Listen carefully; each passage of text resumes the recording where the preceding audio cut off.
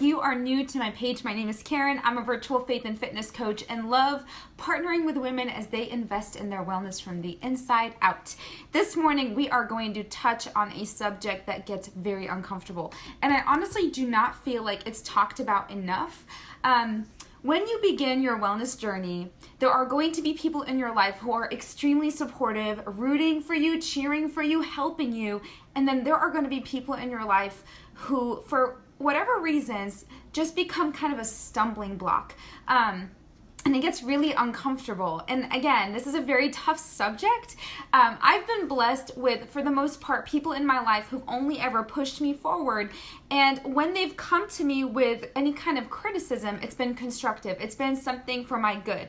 Back in the past when I battled binge eating disorder and almost landed in anorexia, I had people who loved me and were trying to get my attention. I was just like in a whole different place back then. That's different. That's not what I'm talking about today. I'm talking about you are determined to get healthy from the inside out. You are determined to get strong, to get confident, to be a better version of yourself so you can be a better parent, a better wife, a better coworker, a better daughter, a better sister.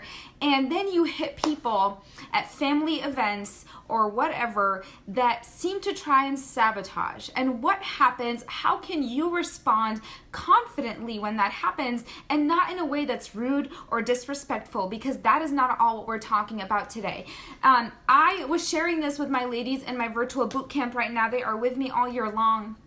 And I asked them last night, I said, how many of you, because I know it's a long weekend, really find it difficult to stay on track on the weekends? Not because you don't have the will, but because you have family members who don't get it. Family members who just don't seem to be very supportive. What do you do in that situation? And I had so many people share obstacles, and they love their families. Of course, they adore their families, but this has been the one place in their life that seems to be the hardest, is they give in because this person just doesn't get it, or said, like, it's a guilt trip. Like, well, you should just have a piece of cake. It's the weekend. Why not?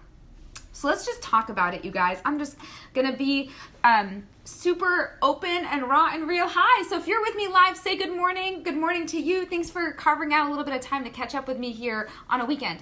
So I don't know people's intentions. My feeling is that when somebody isn't as supportive as you'd like them to be, more often it has nothing to do with you and more to do with them. And hey, listen, if you're that person on here this morning who maybe has been feeling like you're not as supportive as you should be to your friends, please don't tune me out and feel like this is going to be an attack, because it's not. I just want to reveal some other things that might be going on. So maybe that person misses the old you. Maybe you used to go out on a bunch of like friend dates and coffee dates and food dates, movies and popcorn, Netflix and binging on food, and that is like part of your friendship or part of your relationship. And you are now determined to change your lifestyle for the better, and they feel like they just lost somebody that they love. And so sometimes they just miss the old you, and it's a transition. It's a transition for them just as much as it is for you. So we have to be willing to put ourselves in other people's shoes, just like we want them to understand us. It's important for us to try and understand where they're coming from, not to justify, but to explain why they may be responding to you the way that they are. Sometimes it's because they themselves may feel angry or jealous. And honestly, it's so hard for me to say that out loud, but it's true. Guys, when you are on a path that has hope and light and strength, people on the outside are curious what you're doing. And either they're going to humble themselves and ask, like, what are you doing? Or they're going to feel like there's something I need to do, but that's uncomfortable and I'm not there yet. So I'm just going to project how I feel onto this person. And so a lot of times it comes from a place of anger or jealousy. Okay. Hi, guys, say good morning. I'm seeing like Maria and Rebecca and Nancy and other Rebecca. And so say good morning. So that might be another reason, or maybe they just don't fully understand. Maybe they feel like you're doing this diet thing. Maybe they just feel like I have a lot of clients who are skinny. And so they have family members who are like, why are you watching what you eat? You don't need to lose weight. And my clients were like, it's not about skinny. It's about like the fact that just because I'm skinny doesn't mean I should eat crap all the time either. Guys, skinny and fat, like those terms like really drive me nuts, because I always say I'm not a coach who's going to get you skinny. I want to help you get strong. And so whether or not you're skinny or bigger, that's not the point. Your body needs to be fueled properly, period. So how do we avoid the sabotage? How do we avoid, or how do we respond to it in love? I think that that's the key. In love, with grace, because attacking them or being harsh with them, that's not always going to get you the result that you want. And so my first thing is just be clear about your goal. I remember when I really began my wellness journey, you guys saw recently on here I shared my dad's transformation. That was a very emotional transformation for me to share. My dad had been obese all of his life, and he was watching me as I started to get healthy the right way. He watched me in my eating disorders, and then he watched me do it right.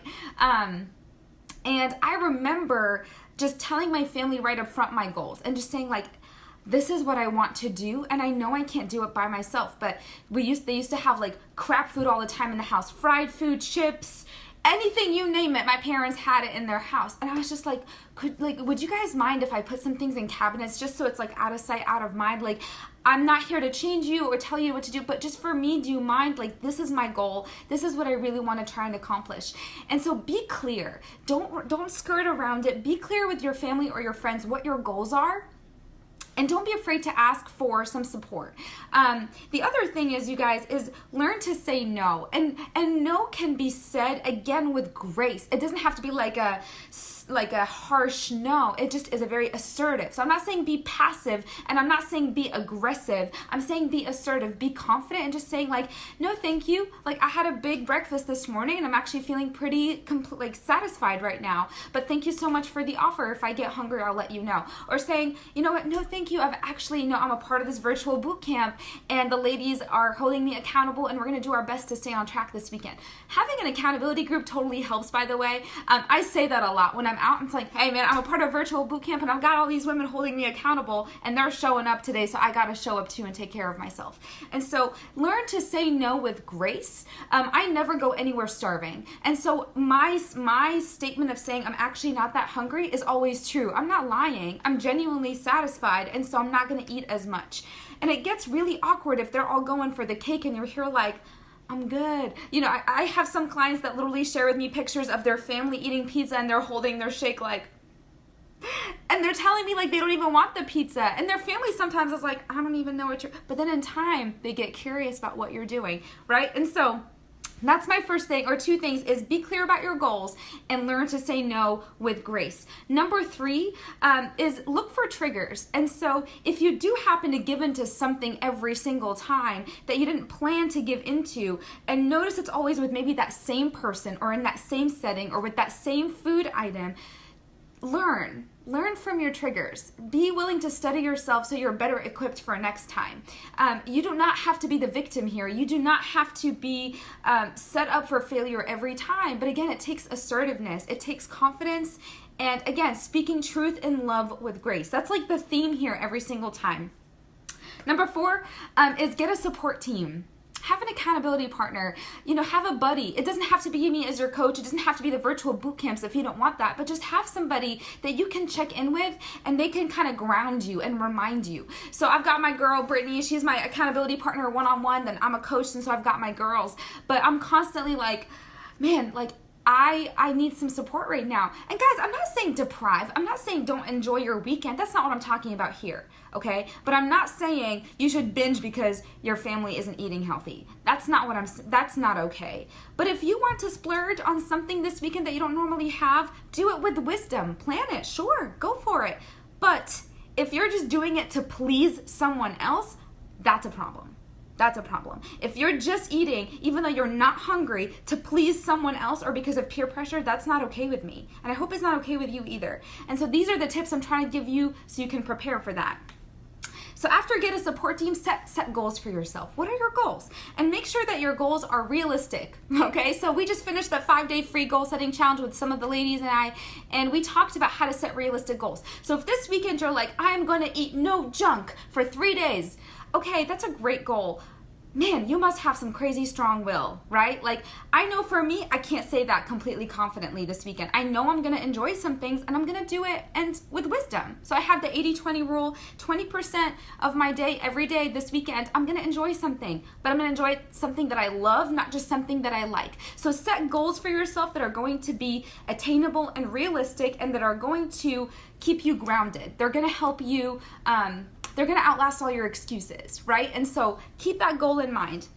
And then finally is have patience. Just have patience. I think that this is honestly the most important step with everything I'm telling you today is just be patient with your family members, be patient with your friends, be patient with your own goals and your own journey. You know, there is a way to do all of this without being the jerk. Like that's not what I want you to look like.